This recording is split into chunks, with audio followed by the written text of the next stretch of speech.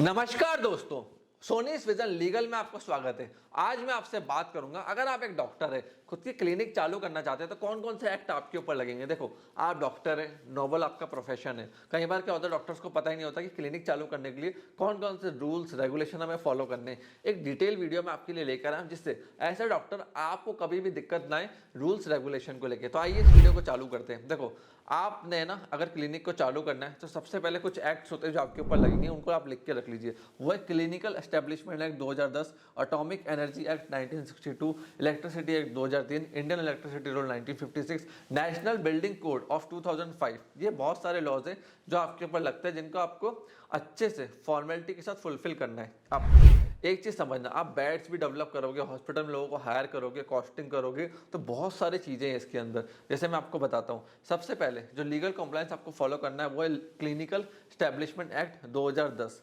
इसके सेक्शन के under, section 11 and 12 के अंदर, आपकी क्लिनिक जो प्राइवेट नर्सिंग होनी चाहिए या प्राइवेट हॉस्पिटल को आपको रजिस्टर्ड करवाना है। रजिस्टर्ड नहीं करवाते हो तो आप पे दिक्कत आ सकती है। इसका एस्टेब्लिशमेंट कार्ड भी आपको लेना है। अब देखो, आप एक दो नर्स के साथ काम कर रहे हो ना, क्लिनिक चला रहे हो, तो दिक्कत नहीं है। आप वहाँ पे 4-5 स्टाफ रख रहे हो, 2-3 घंटे पेशेंट लेटेगा, वेटिंग एरिया है, या फिर आपने उसकी ड्रिप चढ़ाना, बाकी चीज़ें करना, तो उस केस में रिक्वायरमेंट पड़ता है। बहुत छोटा काम कर रहे हो तो जरूरत नहीं, वापस बता रहा हूँ। बड़ा काम कर रहे हो जहाँ पे 5-10 आप 2-3 हॉस्पिटल्स में ना डॉक्टर्स रखोगे, नर्सेज रखोगे, स्टाफ रखोगे, पेशेंट्स को वहाँ पे आप स्टे का प्रोवाइड करोगे, तो इन सब चीज़ों की ज़रूरत पड़ती है। इसके अलावा अगर आप अपने हॉस्पिटल में एक्सरे की मशीन्स लगाते हो, बहुत तरह की मशीन्स आती है जिनमें अल्ट्रासाउंड निकलती है, एटॉमिक एनर्जी होगी, तो आपको एटॉमिक एनर्जी बोर्ड से लाइसेंस लेना होता है। या आसपास, जैसे लेट्स सपोज आप जयपुर के हो तो वहाँ पे बोर्ड होगा, उदयपुर के हो वहाँ पे बोर्ड होगा, गुजरात में अहमदाबाद हो तो वहाँ पे बोर्ड होगा, जहाँ पे लोकली जाके आपको सारे रजिस्ट्रेशन लेने पड़ेंगे। उसके साथ साथ आपको इलेक्ट्रिसिटी, वाटर, फायर, इन सब का लाइसेंस लेना पड़ता है। अगर आप हॉस्पिटल चला रहे हो जहाँ पे पेशेंट एटलीस्ट 24 आवर्स रुकेगा, तो फायर इंस्ट्रूमेंट्स भी जरूरी है आपकी प्रॉपर्टी के ऊपर। इस चीज़ का ध्यान रखना। अब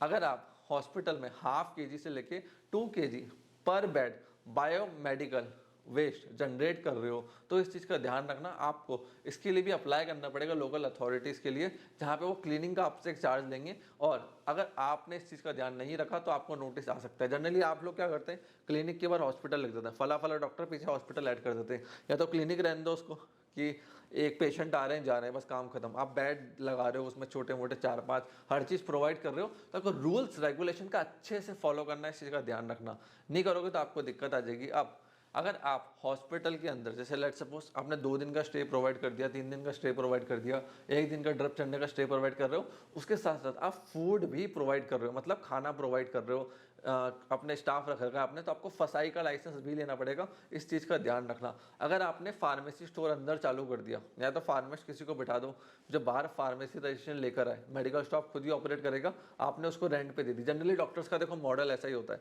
हॉस्पिटल खोला, फार्मेसी वाले को बोलेंगे तू मेरे से रेंट ले ले और मेरे को रेंट दे दे, और अपनी शॉप यहाँ पे चालू कर दे, फार्मेसी की सारी हेडक तेरी, मेरे को कमीशन और रेंट दे देना।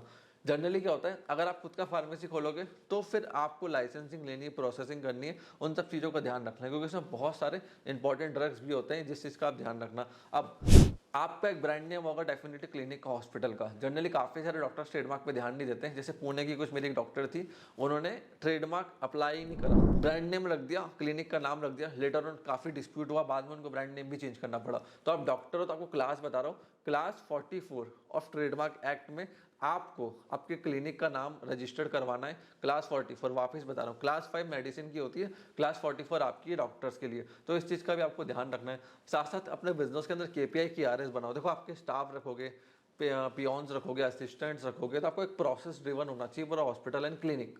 आप प्रोफेशनल हो, आपका सारा फोकस होना चाहिए पेशेंट की केयर में, तो KPI की RS को डिज़ाइन करो, वो बहुत ज़रूरी होता है, कौन क्या कैसे करेगा।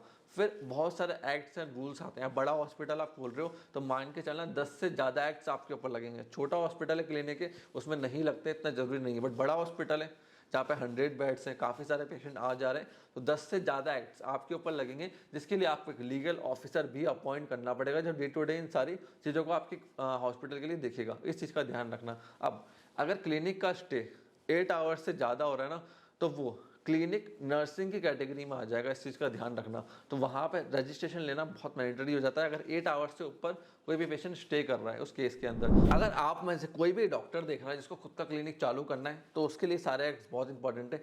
10 एक्ट से आपको स्क्रीन के ऊपर दिख जाएंगे। अगर आप हॉस्पिटल चालू कर रहे हो तो 10 के 10 एक्ट्स का रिक्वायरमेंट को फुलफिल करना बहुत ज़्यादा जरूरी है। अगर आप क्लिनिक चालू कर रहे हो, ट्रेडमार्क के नाम में दिक्कत आ रही है, कुछ भी सोल्यूशन आपको चाहिए, आप इस नंबर पर कॉल कर सकते हैं। हमारी वेबसाइट sonisvision.in को विजिट कर सकते हैं। कोई डाउट है मन में, क्वेश्चन है, कमेंट सेक्शन ओपन है। कमेंट सेक्शन में कमेंट करके आप हमसे क्वेश्चन पूछ सकते हैं। अगर आपको वीडियो पसंद आई तो इस वीडियो को लाइक करिए, चैनल को फटाफट से सब्सक्राइब कर लीजिए, जिससे हम लोग जैसे जैसे काम की इंपॉर्टेंट इन्फॉर्मेशन वीडियो लेकर आए, आप लोगों को तुरंत उसका नोटिफिकेशन मिल जाए। आपने इस वीडियो को यहाँ तक देखा, हम लोग सपोर्ट दिया, उसके लिए धन्यवाद।